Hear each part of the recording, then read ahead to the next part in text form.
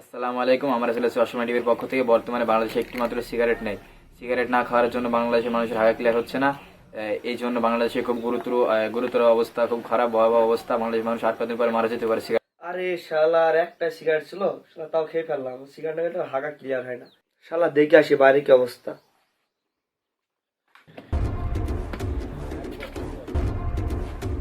বন্ধু একটা সিগারেট দে বন্ধু। আরে বন্ধু, তুই আমার নিউজ টিউজ দেখিস নি? কিসের নিউজ?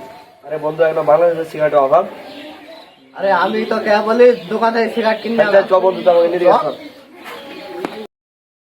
চাচা প্যাকেট সিগারেট দেখি। বা বর্তমানে বাংলাদেশের যে অবস্থা, একটা সিগারেটও নেই দোকানে।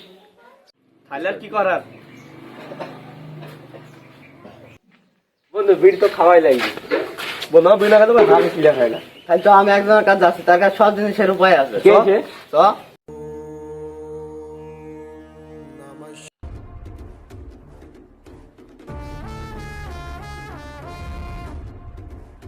এই সেই ন্যাংটা বাবা।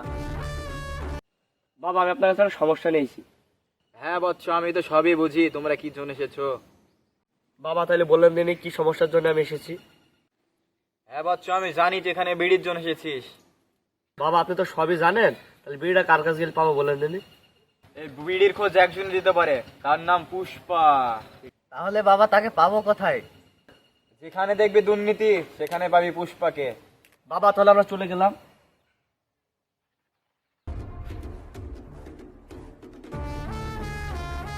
বন্ধু খাইতে যা, আমরা আসছি। আচ্ছা।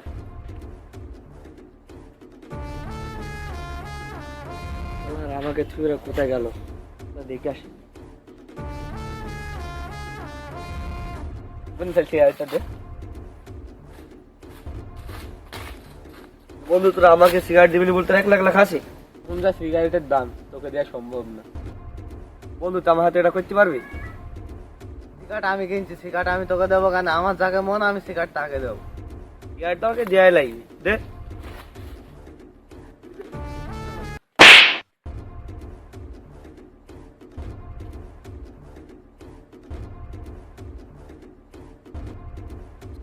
ভাই তুই কেমন ভাই এটা খেয়াল ভাই। আরে যা হইতে হইতে তো এর আগে একটা ব্যবস্থা করে আসি। বিপদ হয়ে যাবি, কিছু একটা করতে হবে। তোল লিখে তোল তোল তোল তোল, তোল, তোল।